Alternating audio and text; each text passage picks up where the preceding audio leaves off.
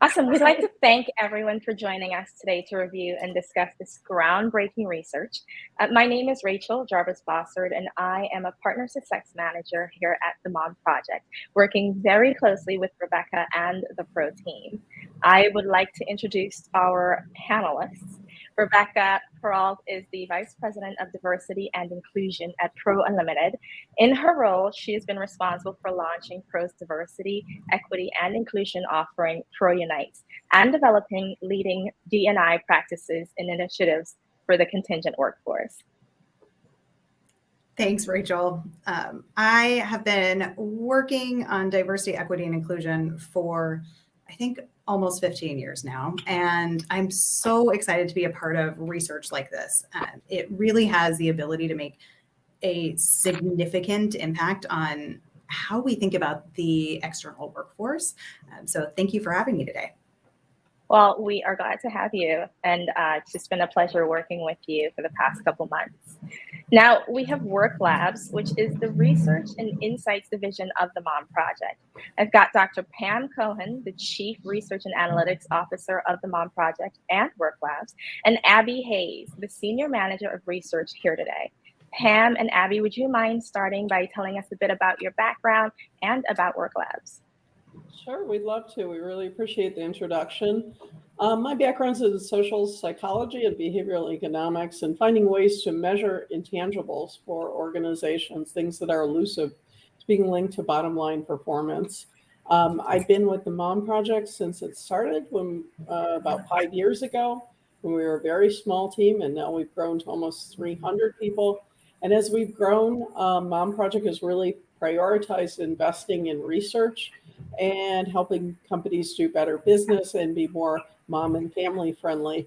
And now we have quite a robust research team as well. And with that, I'd love to let Abby introduce herself. Yeah, thanks, Pam. And I'm really happy to be here to share out some of the incredible findings that have emerged from this research. I've been at WorkLabs since right before the pandemic really hit. And our team of researchers, we've been on the ground over the course of the pandemic, really doing some groundbreaking research ranging from, looking at moms and their experiences in the workplace all the way to topics such as ageism. So happy to be here and be a part of sharing some of our findings. Thank you, Pam and Abby. Well, we're certainly glad that so much of that research has been able to shine light on how moms have been disproportionately impacted during this time.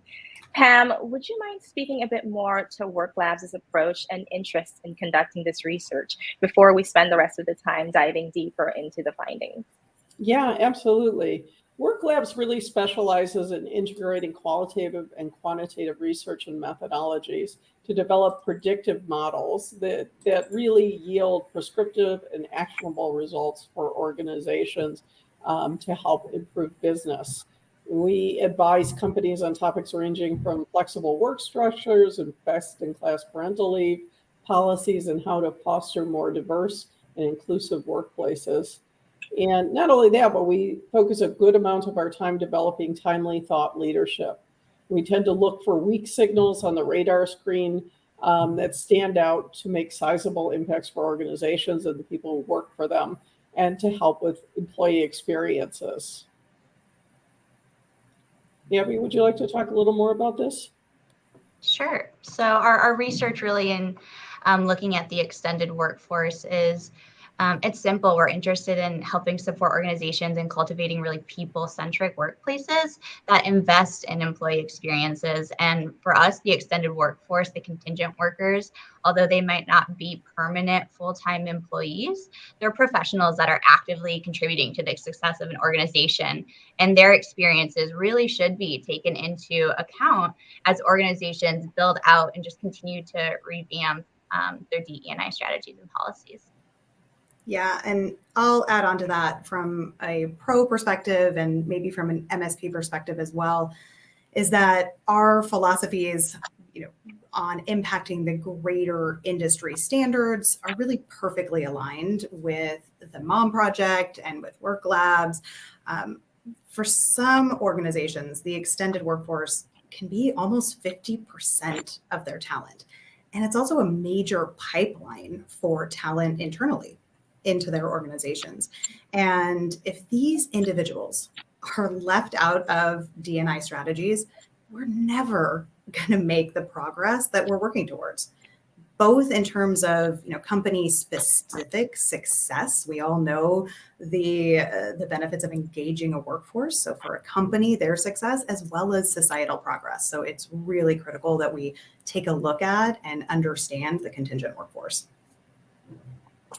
Yeah, I have seen how the contingent workforce can funnel the full-time side. So it's so important to look at them as part of, because they do end up becoming part of, so to speak. So interesting that you brought that up. Abby, you and Pam and several other researchers on your team were on the ground doing this research for what I understand to be months. Walk us through what that process looked like. Yeah, happy to, Rachel. And as Pam talked about earlier, we use a mixed method approach where it's really two-part. We begin with one-on-one interviews for this research that we're talking about today. We interviewed 20 contingent workers. We used an open-ended, semi-structured approach. So we talked to individuals about contingent work, but really kept it pretty open-ended and conversational so that they could surface really what matters most to them in their contingent work experiences.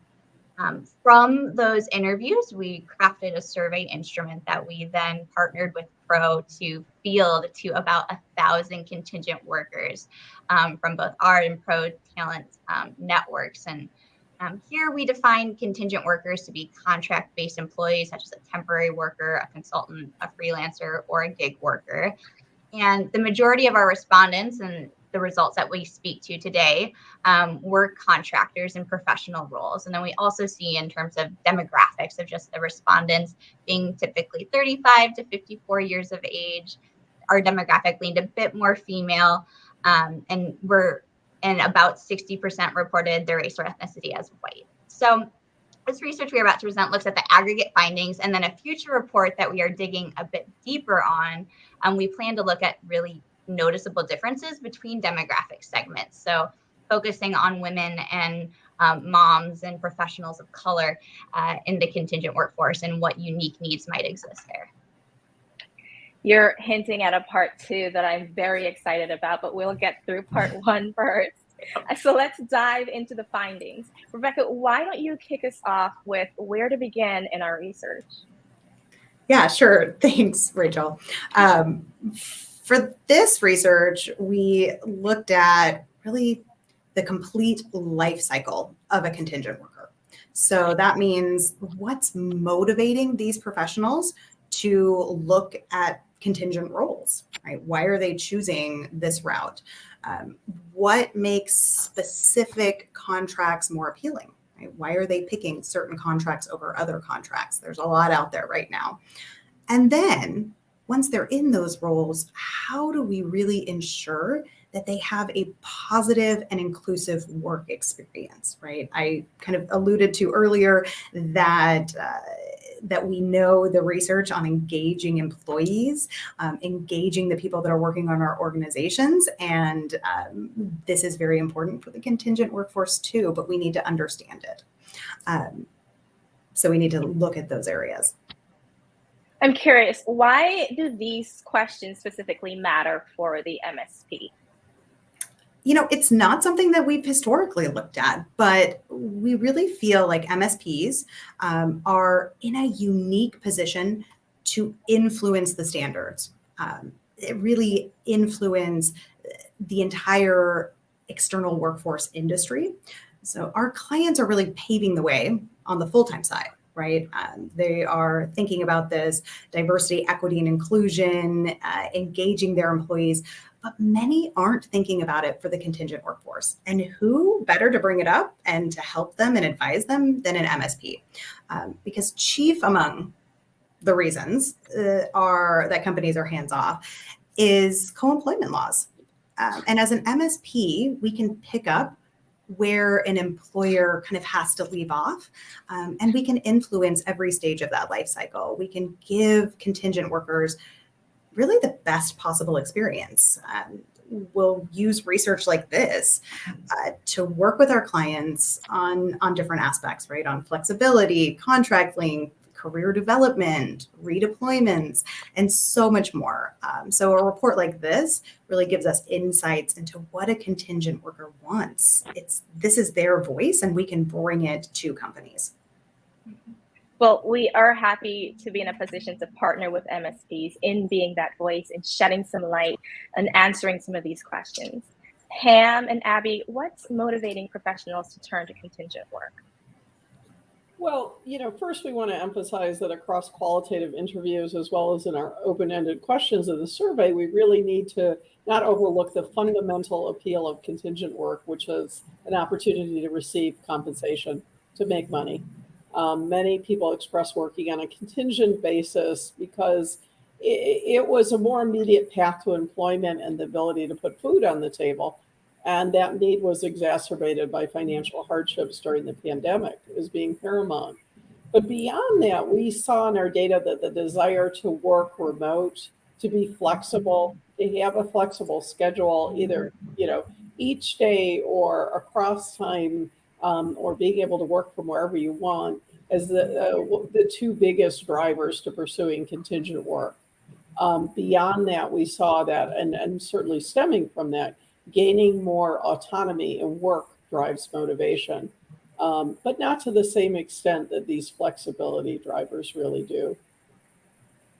Gotcha. Rebecca, what do you make of these findings, and what are some of the implications for organizations? Yeah, historically, organizations haven't looked at this. They haven't understood the drivers for contingent workforce, and they weren't highlighting the benefits to this talent group. But everyone wants to attract the best talent.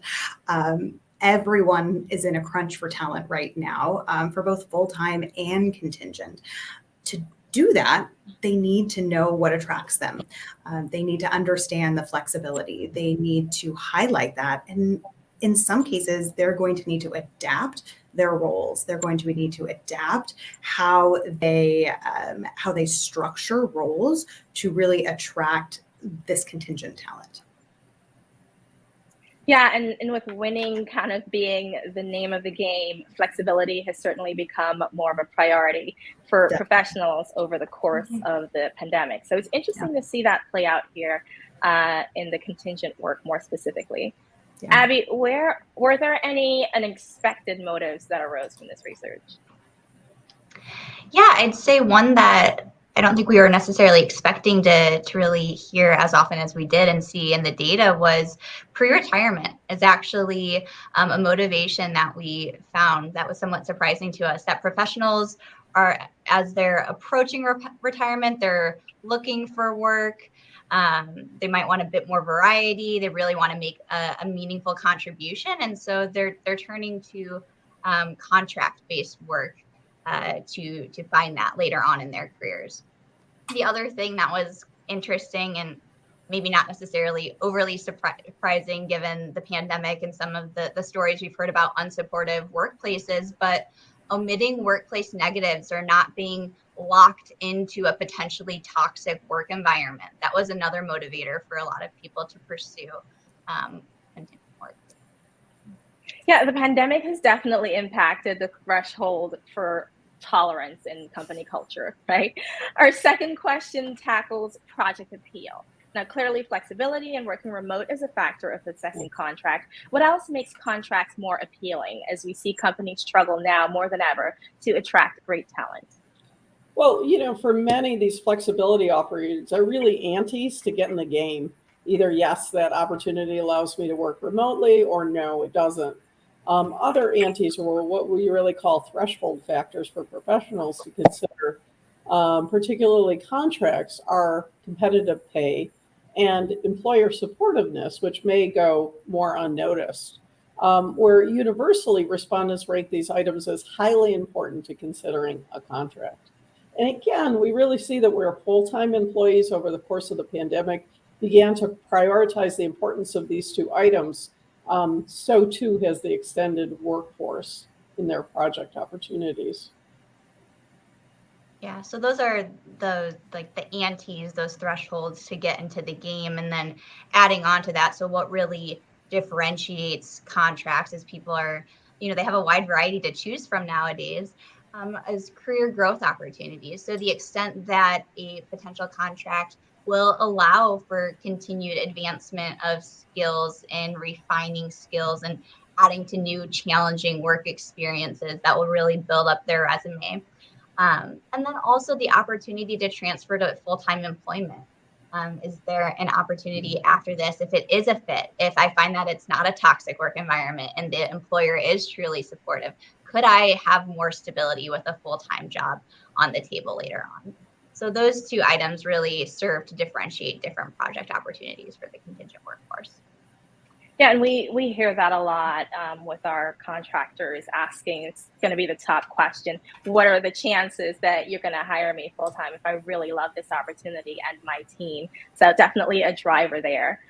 We're going to talk more about these drivers. I do want to take a minute that if you guys have any questions, please drop them in the chats, any comments. We do have a Q&A at the end. So we want to collect those and capture them and really kind of address what's important to you from this talk afterwards. So we've talked about what's drawing professionals into contingent work and what specific project factors make certain opportunities more appealing than others. Now let's dive into the third stage of this life cycle and more into how does the employer equip contingent workers after they've been hired. Rebecca, on this topic, what was the research question that you really wanted to set out to address in partnering with WorkLabs? Yeah, at almost, I think it may be over 50 million people in the US. For many organizations, this is 20, 50%, sometimes even 60% of their organization. The impact of the external talent really cannot be diminished, right? These people power the success of organizations in the same way that full-time employees do.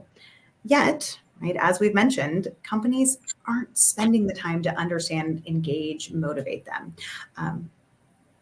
There really wasn't research to help us understand it that was done in the methodology and in the way that Pam and Abby described that would help us understand their motivations, their characteristics. There's a lot of models out there, many different ones, all very similar, that describe inclusion for full-time workers. But what is different for contingent workers? We wanted to answer what inclusion means to the contingent worker.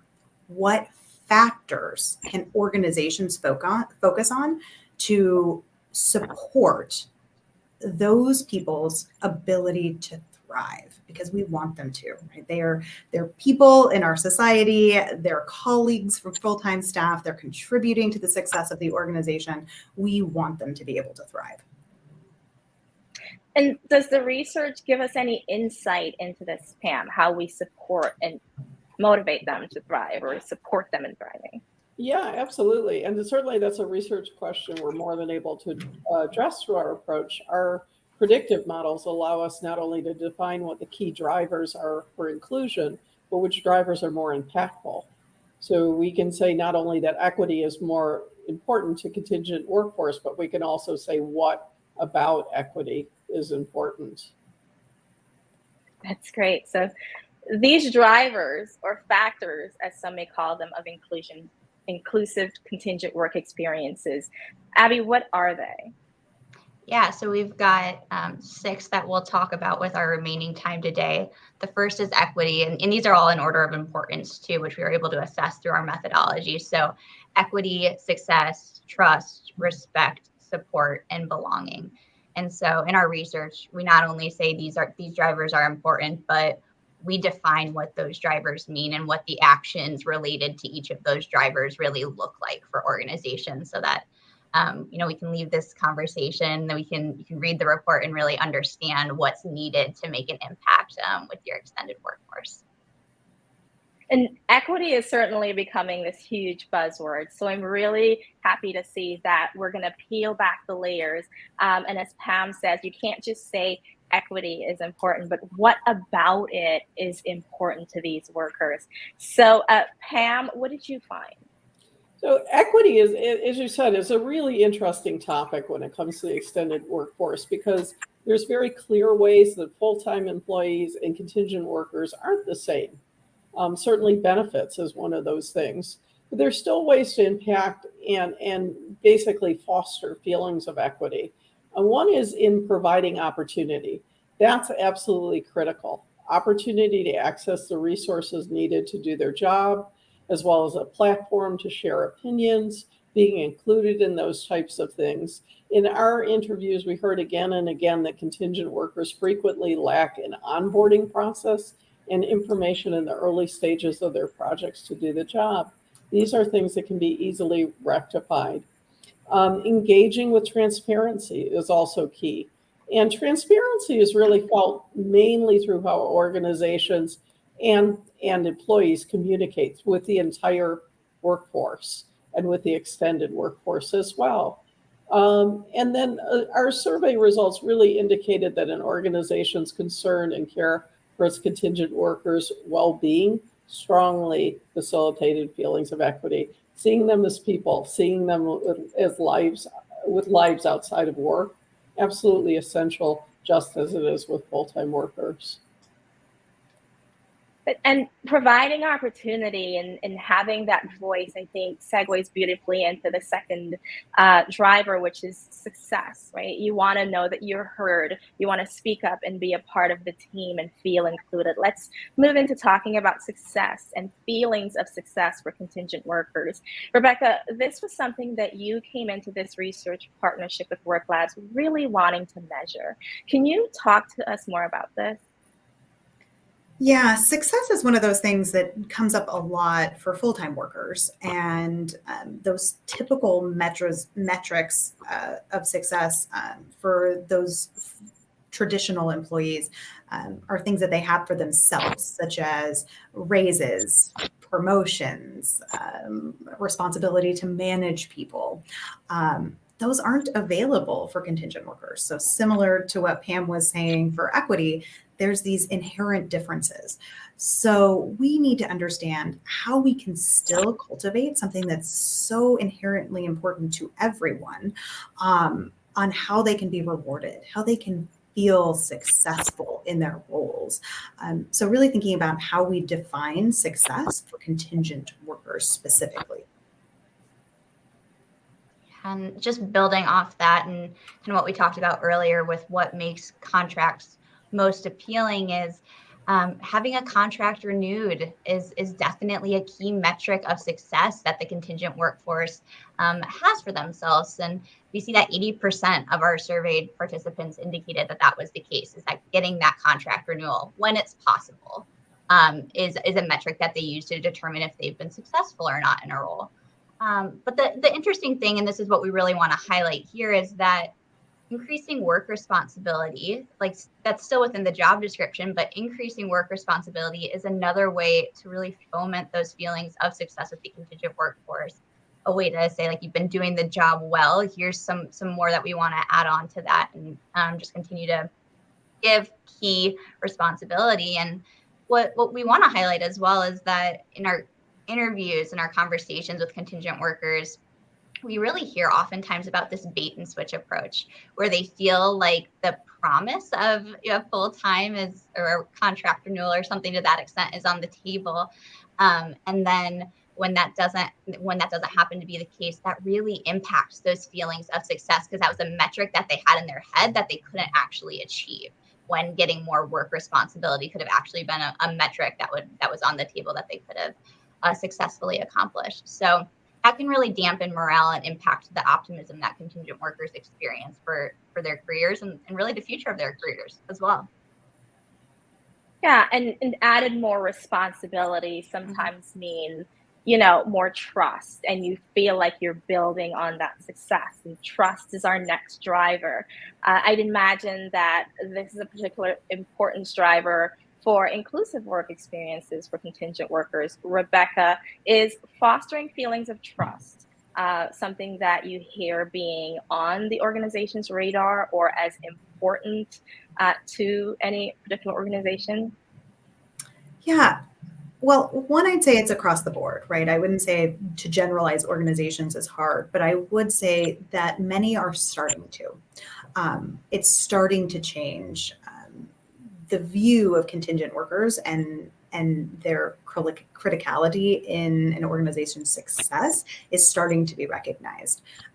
The Great Resignation has really helped propel this change and this new perspective. Organizations are really thinking about the impact that these workers have on the positive team dynamics of their whole company, of the culture of the company. So they're thinking about how can they engage and motivate this talent, and building that trust is so critical. Right. And yeah, similar to what Abby mentioned, work responsibility really plays a key role in whether or not contingent workers feel trusted by colleagues and by their organizations. Having more significant rather than minor responsibility plays a role, as does being expected to meet project standards ongoing. And having colleagues that work toward a common goal and acknowledge that is also key in building trust. Yeah, I know most times contingent workers are like, I'm here to do a job and then I leave.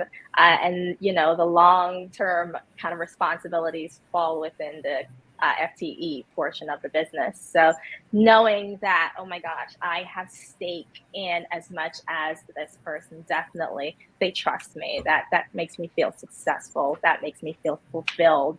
And I can see how that is of importance. At the Mom Project, we talk about respect being a universal need and also expectation in our workplace. Abby, do you see that the need for respect is pretty universal across contingent workers? Yeah, Rachel, respect for the extended workforce for contingent workers, it's universal, and it's universally important across all segments of surveyed participants. So no matter how we sliced and diced the data, we really saw respect scoring incredibly high as a need for the contingent workforce. And we really can think about respect in terms of a cycle where colleagues and managers first encourage opportunities to share opinions, to really provide a platform for contingent workers to contribute. Then they really need to listen to those opinions. So it's not enough to just provide the opportunity, but to be, an active listener in engaging with the extended workforce. And then also recognizing work contributions. That's a really key factor, is to your point, not just getting the job done and being done, but getting the job done and then having that be recognized by your colleagues that you're working with on a daily basis to get that done. So in terms of the data, what was really interesting is that respondents rated recognizing the work contribution more important than having colleagues and managers complimenting their work. So just highlighting the need of a broader recognition of contribution rather than just a compliment for a specific work task, that really foments those feelings of respect for contingent roles. Got it. I can definitely see that. Our next driver is support. Everybody needs it, but not everyone receives it. Rebecca, is the role of organizations who hire contingent workers changing so that support is not only something for permanent employees? Definitely. Right. We're all kind of fighting for talent, and being able to support workers, whether they're full-time or not, is starting to be a requirement. Many times, what we're seeing is these organizations are working through an MSP like Perrault, or engaging staffing suppliers like the Mom Project, that are really mirroring the work that they're doing with their internal staff. So they're finding those partners that can help them on this journey.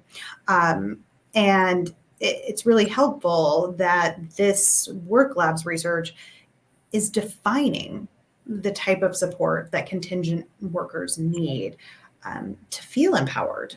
And those are really, feedback oriented. Right? We all want feedback on how we're doing. How am I doing my job? What can I improve on? What am I doing well? And whether you're contingent or not, you need that feedback to improve and to feel like you're succeeding. And second, career development and advancement, right? That kind of goes into that success a little bit, but we all want to feel like we're moving forward, that we're not stuck in the same place. So we're seeing a real common thread throughout the life cycle is full-time employment opportunities. And Abby mentioned it earlier, that really contracts that are offering the full-time potential, right, the opportunity for a full-time role are more attractive. The success it can be measured by either a contract renewal or an offer. And then we're seeing some of the support come out by providing access to roles, internal roles that could be available, right? That transparency. So being able to support them with access to those roles. And we're also seeing, as I mentioned, working with Pro or working with the Mom Project, that we're trying to provide networks that are similar to ERGs, but are designed for the contingent workforce. So that's something that Pro is doing with several of our clients, and we're really excited about it. It's a different type of support that the contingent workforce hasn't received from their employers, the clients that they're working with, and Pro and MSPs can help support that. Yeah, the thought of ERGs for contingent workers was just kind of giving me like the fuzzies, because I know we've talked about remote and flexibility. So now you're not in an office, you are a contingent workforce. How do we kind of pull you in? How do we make you belong? How do we make you feel like part of? And speaking of belonging, for me, I'm very fortunate to kind of belong here at the Mom Project. We don't have a physical office, but again, we've got, ERGs, we've got these little connects and all these little things available for full-time workers. I'm very interested to see that A, it's of importance to contingent workers, and B, it's kind of on the radar, supporting them in that way. And their experiences. Pam, can you just kind of talk to us a little bit more about the driver of belonging for the contingent workforce? Sure. And, as you know, that can be kind of tricky. We see that about 76% of contingent workers that we surveyed indicated that when employers were aligned with their personal values, that really fostered feelings of belonging. And comparatively, only about 41% of surveyed respondents agreed that having colleagues engage with them outside of work is really important to cultivating a sense of belonging. So that the kind of things that people set up in previous years that were a little bit more superficial way of socializing that organizations tried to set up really are not the things that make people feel like they belong. They're not nearly as impactful as what we might have thought. But feeling like their values were aligned, that they were being listened to, being heard, those are really things that foster a long-term sense of belonging. Got it. So yes to mentorship, no to the happy hour. Right. Now I'm sure the happy hour is extremely important as well. Now, that was the last of our drivers to fostering an inclusive contingent work experience. So taken together, what does this mean? What are the final takeaways that you'd like to leave with our audience today? And Rebecca, I'll start with you. Yeah, the major takeaway for organizations, for MSPs, and even for contingent workers is that organizations have a role to play. They can do it. Inclusion of contingent workers is important. This isn't something to leave just to staffing suppliers. MSPs and organizations can influence the life cycle, and they definitely should be. We can emphasize the benefits, such as flexibility, that appeal to this audience. We can support safe, comprehensive data collection to hold ourselves accountable for change. We can work on redeployments. We can work on career development and networking opportunities, such as the ERGs that I mentioned, our community circles, and enhancing D&I knowledge in the contingent workforce. All of these things are ways that organizations and MSPs can help. I don't want this to be something that's unique, that Pro does, that the Mom Project and WorkLabs is influencing, but it needs to be an industry standard for MSPs, for employers, DEI strategies have to include a comprehensive total talent perspective if we are going to make progress that we want. I said it before, and I'm going to say it again, that to make that progress in our organizations, to reap the benefits of diversity, equity, and inclusion internally, as well as a society, we have to include this demographic group. Right, right. And that's clearly what we are advising. Build the extended workforce into your DEI plans. Survey them, invest in them. Equip managers and people leaders on best practices. Invest in onboarding sessions. Focus on substantial actions, not just quick fixes. What our research really highlighted is the need for what are often less tangible efforts, but really more impactful and garner much more long-term loyalty and engagement. Yeah, absolutely. I can't pull out any one thing. They're all really important and great takeaways. And I know from our own conversations that there was so much rich information coming from the data that I hinted to before, and Abby mentions we are planning to do a second webinar coming up on this topic. Yeah, absolutely. As we're analyzing all the data, both the qualitative and quantitative that we've been able to collect over the course of the study, we really saw clear and distinct differences in responses emerge for different segments of the contingent workforce population. So more specifically, we really saw differences in gender and then in race, ethnicity, and parental statuses. All were very different, yielded different responses emerging in the data that we'd like to go into in another session. Yeah, I think diversity, equity, inclusion, this work is about amplifying the voices of those smaller groups that you mentioned, Pam, right? We are really looking and striving to block bias and make inclusive cultures for everyone. And what that means is really understanding the differences in experience, right? So those highlights in the research are going to be really important to make this something that's applicable to everyone, not just majority groups. And I know we're all really excited, not just about how much research and insights we've got from this data, but also that our next webinar is going to be done in partnership with RISE, which is the Upskilling Scholarship Program from the Mom Project, our 501c3 that's committed to accelerating equity for moms and women of color by providing access to tech certifications and really harnessing that power of community to lead to job placement. And from conversations on the contingent work and with our RISE team, contingent project-based work is a very feasible channel for people who are upskilling and reskilling and trying to break into a new industry like tech. And so it's with that in mind that we really are looping RISE into this next conversation that we'll have on these additional segmented findings. I think it is no secret, Abby, that I am a huge cheerleader for RISE. So I'm very excited about that. I have been in the tech space long enough to see where the deficits are in the diversity and in the women in tech. So it just makes me so happy that we're doing this, and we are really excited for kind of part 2 of the research and to share it with everyone. I'm gonna open up the floor, so to speak, for questions. I believe we are collecting them from the chat, and then I'll kind of field it over to any one of our panelists that feel most comfortable with tackling whichever question we have. Let's see.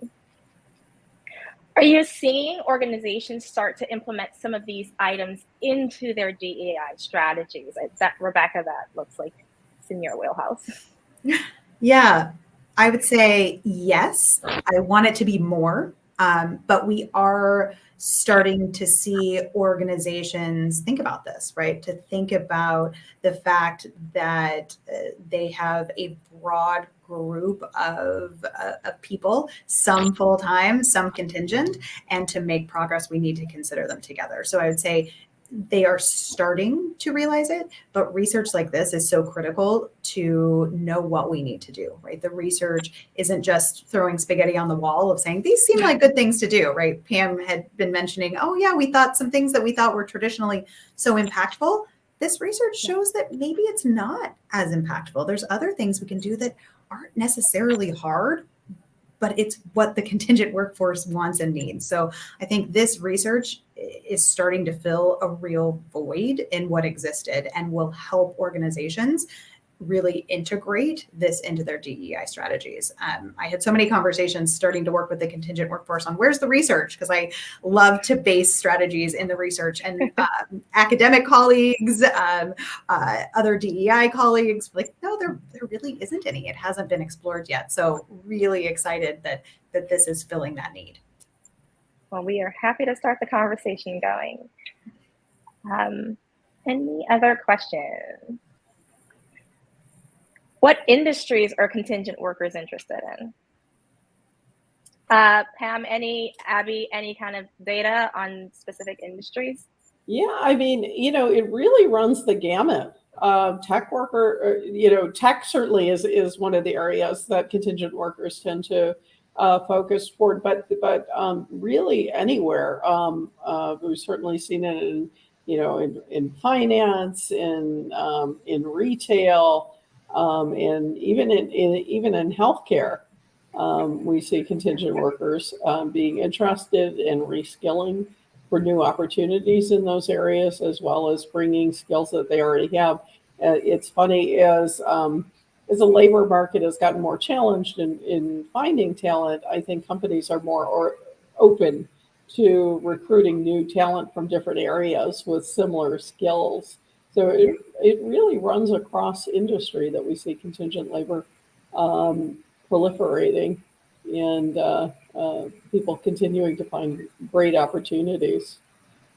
Yeah, and I'll echo that, because if you look at as an MSP, that a managed service provider is helping organizations manage their contingent workforce, our clients are all over the board, right? Even the industries that they're in, where we're placing within organizations contingent talent is really across the board, from professional roles, which this survey and this research was kind of heavily professional roles, but other roles as well, right? There's a lot of those ins to organizations could be in the non-professional roles as well. So really across the board.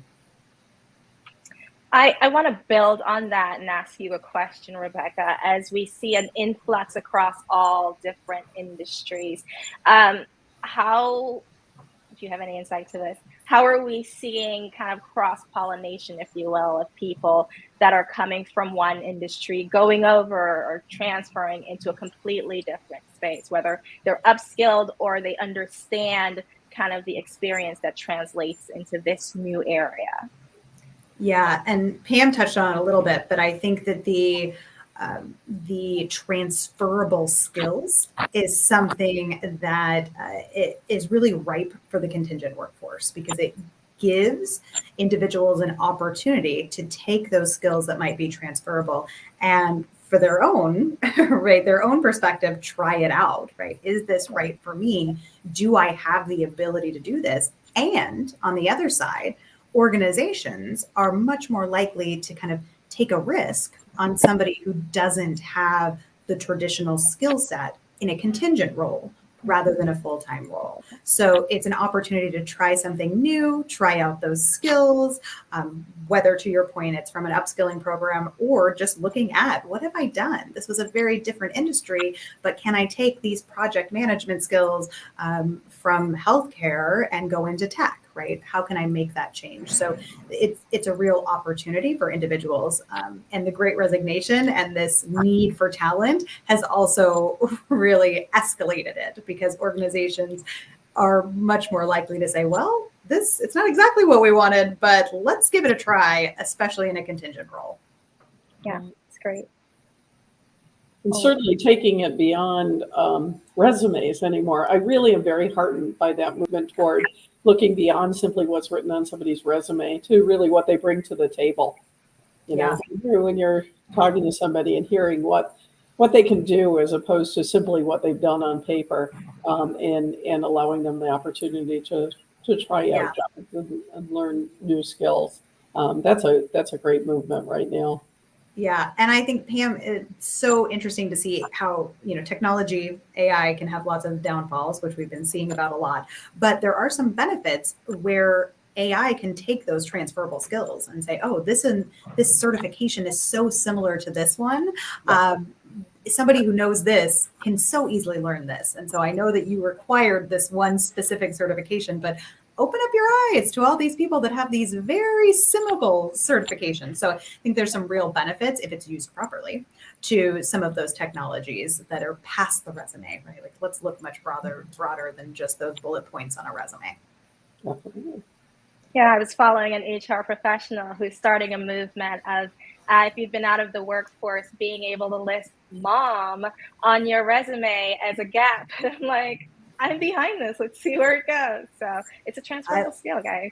I have been seeing that, and I agree as a mother of three. But I do think then it brings me up all this research on the motherhood penalty, all the bias against women. And I'm like, I don't know if we're ready for it, but maybe we need to push the envelope and get there. We go. Right? Yep. Let's do it. You got to push it to be able to get there.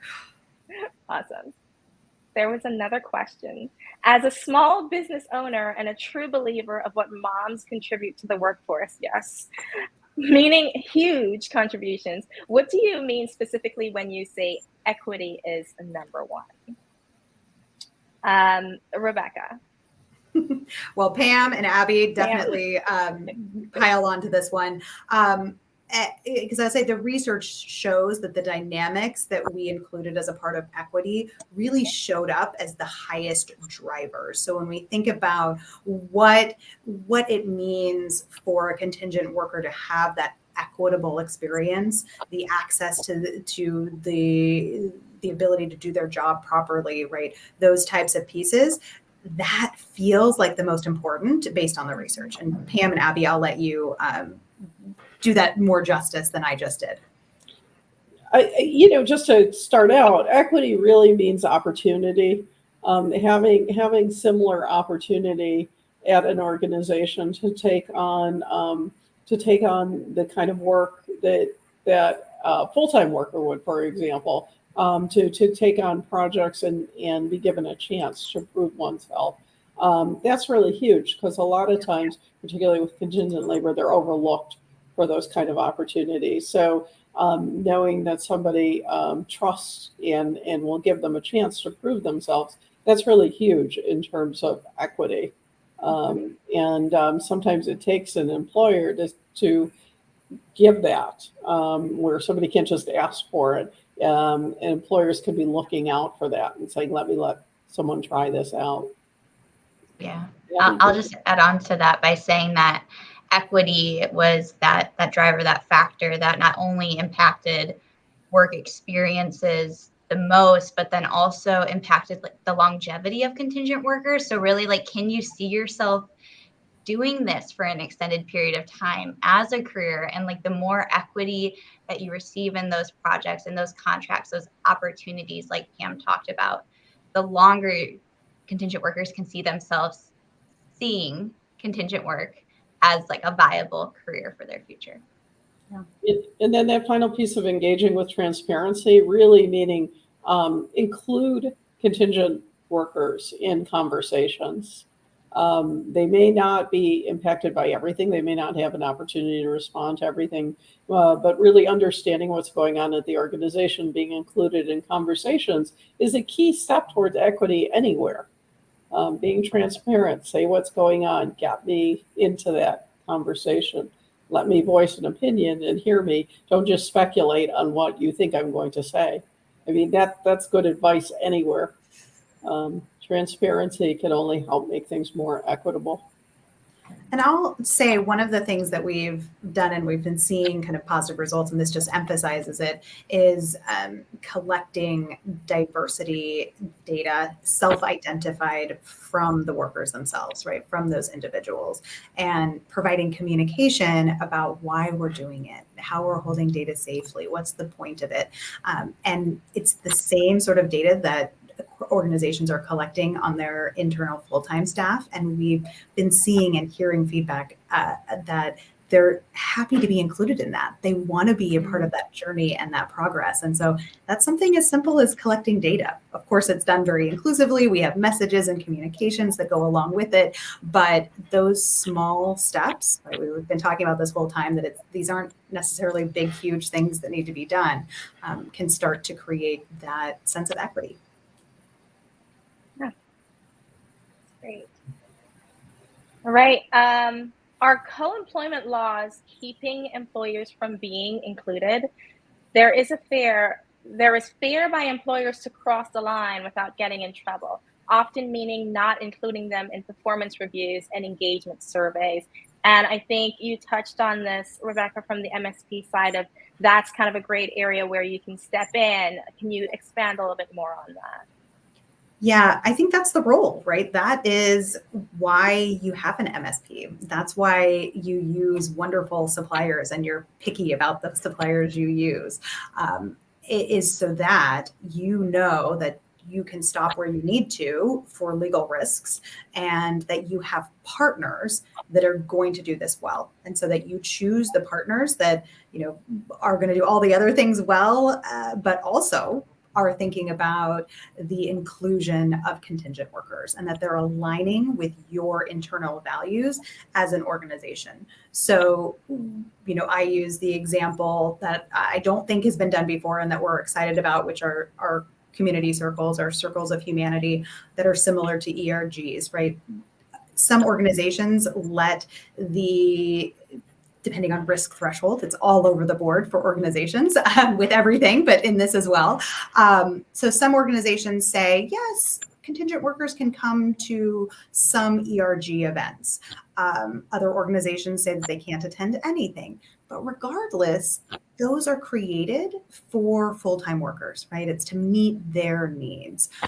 We've developed something that is specifically designed for those contingent workers to meet some of those same intents of fighting isolation, creating a community, giving career development and knowledge and education, but are once a month for 6 months, which is the average tenure for these contracts, to create that community. And so that's something that we're doing. We're collecting data. We're making sure that our suppliers, like the Mom Project, are utilizing these best practices too. So that's where you bridge that gap to where they're not full-time workers. They're not the same, right? But how do we make sure that they're on the journey, that we're supporting them, that we're thinking about all these elements of inclusion that are in this report? So it really is in everything, thinking about the partners, right? Who is impacting these workers that are side by side with your full-time workers. So it's not exactly going to be the same, but you're really making sure that they're getting a positive experience.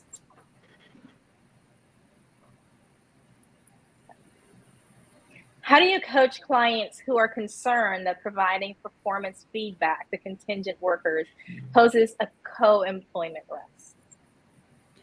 Yeah, I'll put on my I am not a lawyer hat. So you would want to engage with the brilliant legal minds on this. But again, I'll kind of say again that it's all over the board, right?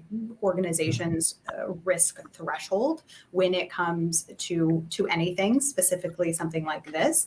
But where we can create that line between what, in this example, right, what pro is doing versus what the client is actually doing makes a big difference. So I will work with D&I leaders, right, CDOs and different leaders to say, what are you doing internally? And what do we have that kind of matches it? It's not exactly the same. We didn't develop it together, but, you're focusing on LGBTQ plus this year. That's a big push for your internal employees. Hey, you know what? We have an LGBTQ plus awareness campaign. Let's run that at the same time. So it's similar, it's coordinated, we're partnering, but it's not exactly the same. And so some of these dynamics can really help clients who are concerned, and it makes them feel much better. In our data collection, it was really pushing the limits of what's been done before. They're like, we're collecting diversity data, and having speaking with the legal departments at our clients, they felt really comfortable about the way we were doing it to minimize legal risk and to do it properly and to bring the contingent workforce along on this journey. So I think it's again about partnerships, about really thinking about who's doing the work, and it helps draw that line still between the two while bringing them up together. Gotcha. Pam, I want to touch on something that I saw in the chat and that I have a little bit of personal experience. Let's get your thoughts. But contingent workers as a stepping stone for, sorry, career advancement. I know 3 years ago, my husband decided he was going to go contingent, and he was contingent for 3 years at 4 different places, but it was all so that he can move up that ladder. Are you seeing that as something that's important to that group of people, and how do we support that? Yeah. I mean, the majority of people that we talk to who are contingent labor still say that at some point they would like to move into a role that's more permanent. I think only about 40% of the people that we survey, which is a significant amount, said that they really saw themselves still being contingent 5 years out. And I think companies can help with that by understanding these goals at the onset. Companies don't always take the time to ask contingent labor what their goals are, or if they want to be seeing other opportunities.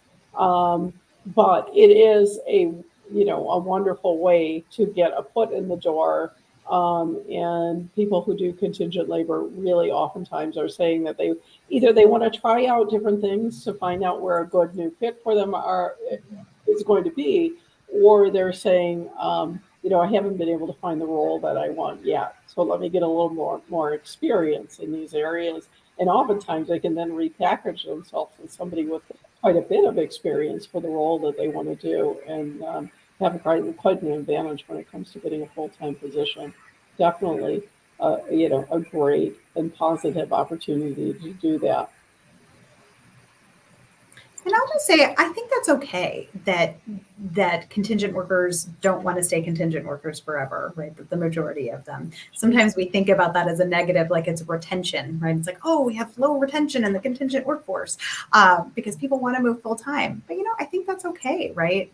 Abby mentioned that we have people are kind of pre-retirement in this. We have people wanting to have new experiences. People like your husband that want to get the new experiences and kind of move up to be able to get into the role they want.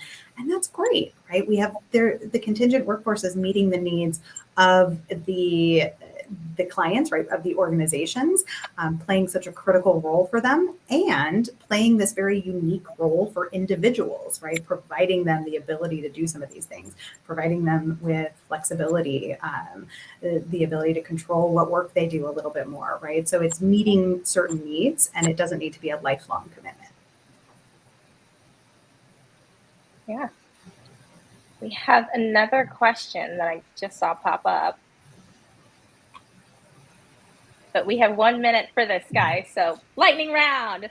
As a staffing services provider, what does the Mom Project do to help our clients provide inclusion, respect, transparency, and equity for the contingent workers you supply? Abby. That's a great question.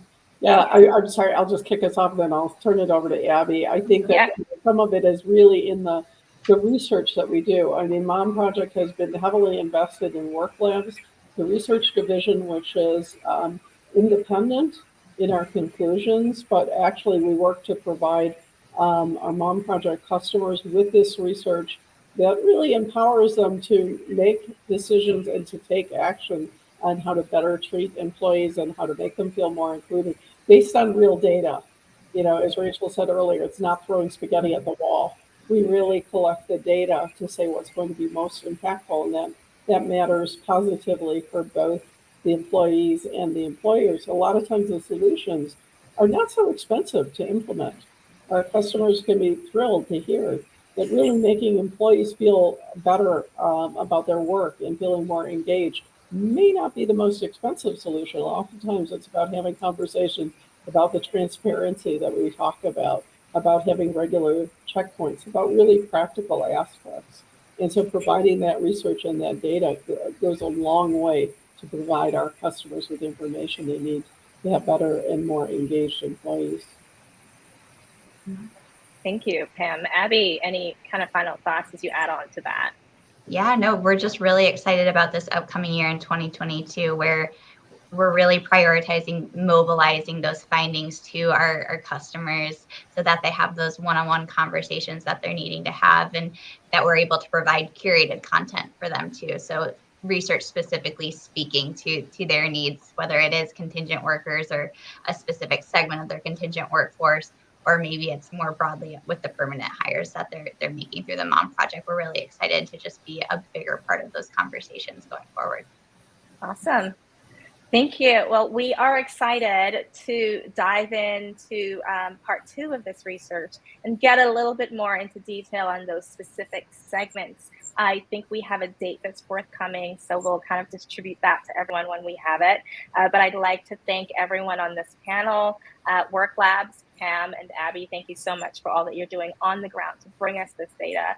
And Rebecca, I really, really appreciate your partnership with Perrault and the amazing work that we're doing there in championing a lot of this with their clients. So thank you so much. We definitely look forward to all the amazing things that Abby said we're going to do in 2022. It's going to be an amazing year, and we're kicking off Women's History Month. So yes, let's do this.